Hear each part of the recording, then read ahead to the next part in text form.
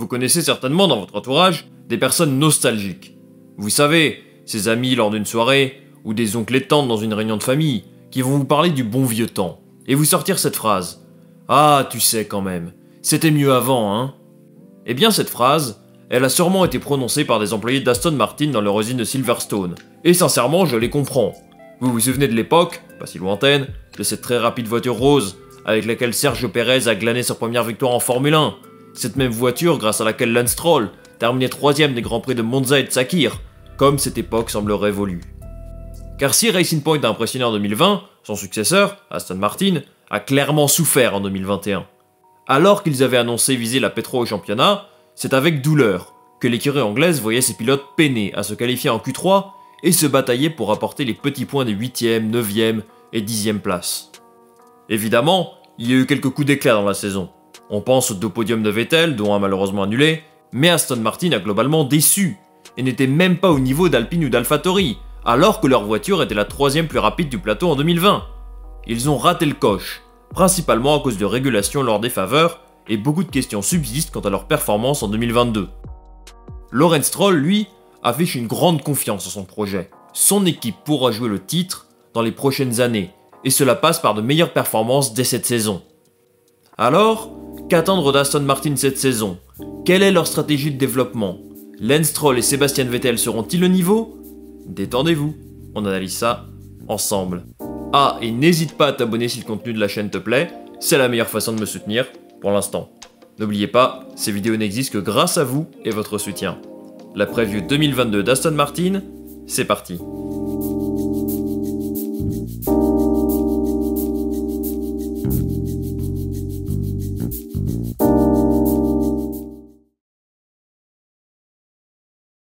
Aston Martin a débuté l'année par une décision qui est venue confirmer les rumeurs. Otmar Szafnauer, visage de l'écurie de Silverstone depuis plus de 10 ans, s'en est allé. Si l'une des raisons principales de son départ est souvent présentée comme sa volonté de rejoindre Alpine, la réalité est peut-être bien différente.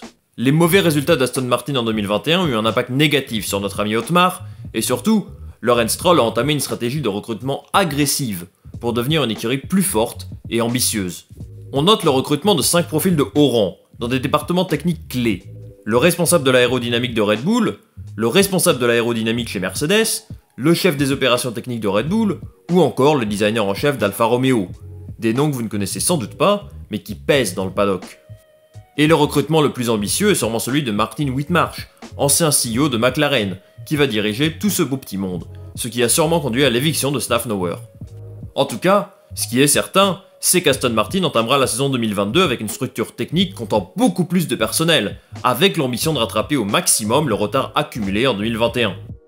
Bon, tous ces recrutements, c'est bien, mais la stratégie de développement de la voiture alors, qu'est-ce qu'il en est? En fait, 2022 est une année remplie d'incertitudes, et l'équipe anglaise ne sait pas où elle se situera par rapport aux autres équipes. La vision de Lawrence Stroll va beaucoup plus loin que 2022, et je vais vous expliquer pourquoi. D'abord, parlons de la saison passée. Aston Martin est passé de la 4ème place du championnat constructeur à la 7ème, pour plusieurs raisons, dont une principale. Les régulations sur le fond plat, qui visaient à diminuer l'appui aérodynamique des monoplaces, ont fait très mal à l'écurie anglaise. C'était un vrai problème en 2021, et Otmar Szafnauer déclarait l'année dernière que ces imprévus ont amené l'écurie à dépenser des ressources destinées à 2022, pour limiter la casse. La F1 contrôle sévèrement l'argent dépensé par les écuries, par conséquent, le budget alloué à l'aérodynamique cette saison s'en est vu réduit. Malgré tout, les ingénieurs d'Aston Martin sont relativement optimistes quant au potentiel de la monoplace pour les années à venir, pour plusieurs raisons. La première d'entre elles, c'est son partenariat avec Mercedes. Vous vous souvenez de l'expression Mercedes Rose, employée pour désigner la voiture de 2020. Eh bien, le directeur de l'équipe, Andrew Green, pense que le fait d'avoir, en quelque sorte, cloné la Mercedes de 2019 a eu des effets positifs sur l'organisation de l'écurie et sa méthode de travail. Depuis plus de 2 ans, l'écurie de Silverstone a essayé de reproduire au maximum les détails du design de la Mercedes, et cela a eu des effets très positifs en 2020, pas en 2021, malheureusement pour eux. Mais en 2022, les régulations sur le développement de la voiture ne permettent pas à Aston Martin de copier autant le travail de Mercedes. L'écurie anglaise, comme toutes les autres écuries, devra développer la plupart de la voiture de son propre chef, quelques exceptions mises à part. Et pour pouvoir être au niveau des meilleures équipes, l'ambition assumée de Lawrence Stroll, de grands investissements ont été réalisés. Un nouveau campus est actuellement en construction, et si Aston Martin ne pourra pas bénéficier de toutes les infrastructures cette année, c'est selon lui une étape importante vers le top niveau de la Formule 1. Plus qu'une simple usine, ce nouveau campus ultra moderne sera constitué de 3 bâtiments avec, selon ses termes, un restaurant, une salle de sport, des entraînements collectifs en extérieur, des physios, des cours de fitness. C'est plus une écurie de Formule 1 là, c'est une équipe de foot ou de NBA. En plus de ça, Aston Martin a décidé d'investir dans un simulateur flambant neuf et de construire sa propre soufflerie, au lieu d'utiliser celle de Mercedes. Lawrence Stroll estime qu'une écurie de F1 voulant jouer le titre chaque saison doit posséder sa propre soufflerie, surtout avec les changements aérodynamiques à prévoir dans le futur. Ceci étant dit, Aston Martin ne pourra bénéficier de sa propre soufflerie qu'à partir de l'été 2023, selon les estimations. Bon, ils utiliseront celle de Mercedes en attendant, qui n'est certainement pas la pierre du plateau. Alors en conclusion, il est clair que la stratégie de développement d'Aston Martin ne se limite pas seulement à la prochaine saison. Il semblerait que les problèmes aérodynamiques de la saison dernière auront encore un impact sur les résultats de cette année, mais Lawrence Stroll espère voir son équipe être au moins au même niveau qu'en 2020, c'est-à-dire dans le haut du midfield. Le plus important pour lui sera d'être un candidat au titre dans les 3 à 5 prochaines années, alors à voir si les investissements réalisés porteront leurs fruits. Mais pour être candidat au titre, ne faut-il pas d'abord des bons pilotes? Sébastien Vettel et Lance Stroll, que penser de ces deux gars-là? Croyez-moi, il y a beaucoup à dire, et on regarde ça ensemble tout de suite.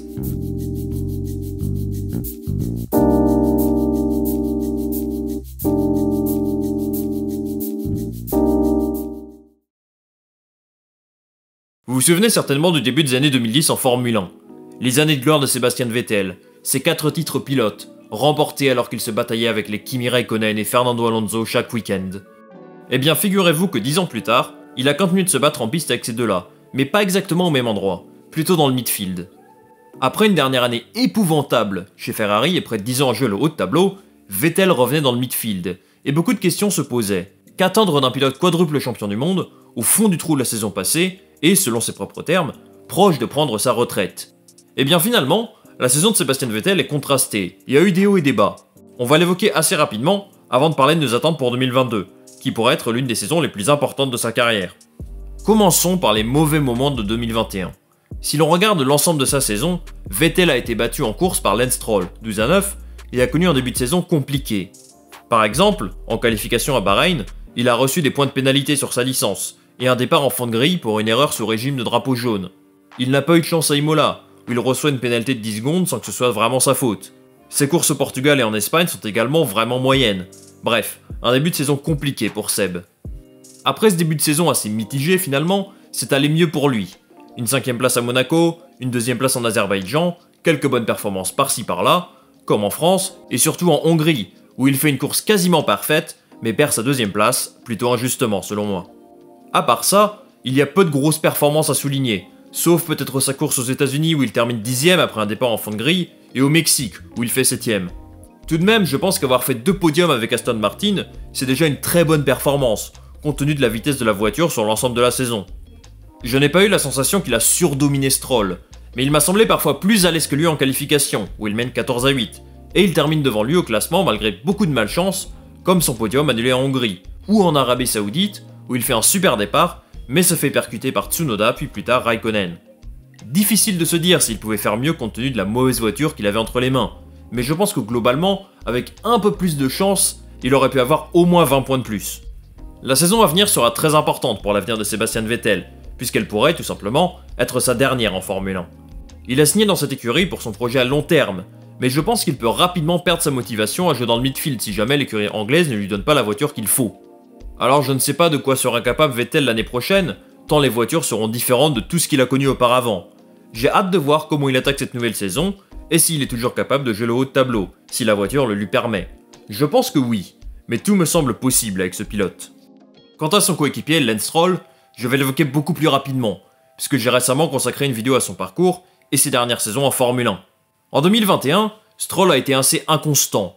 Sa voiture ne lui a pas permis d'aller chercher les podiums comme la saison précédente, certes, mais il m'a déçu sur quelques points, notamment en qualification. Il est sorti 7 fois en Q1, c'est beaucoup trop, et ça a souvent impacté sa course le lendemain. Malgré ça, il a quand même terminé 9 fois dans les points, plus que son coéquipier. Il m'a donné de très bonnes impressions sur ses départs. Par exemple, son départ au Qatar est très bon, et il termine 6ème, même si les autres pilotes ont connu quelques sites crevaisons. Mais c'est ce genre de résultat que j'attends de lui. Pour moi, Stroll peut être vraiment très bon dans un bon jour, mais j'ai le sentiment qu'il lui manque un petit quelque chose pour rivaliser avec les meilleurs pilotes du plateau.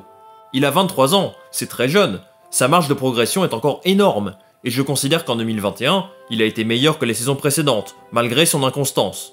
Je sais que certains m'ont trouvé dur avec lui dans ma vidéo qui lui est consacrée, mais comprenez bien, c'est parce que je sais qu'il a un talent qu'il n'exploite pas que je suis exigeant avec lui. Cette année, j'espère qu'il élèvera son niveau, et pourra faire jeu égal avec Sebastian Vettel. Je pense sincèrement qu'il a montré qu'il en est capable, à certains moments de la saison dernière, et j'espère voir un Lance Stroll enfin constant. Alors, vient le moment que vous attendez. Qu'attendre d'Aston Martin en 2022 ? Peuvent-ils faire mieux qu'en 2021 ? Réponse, tout de suite.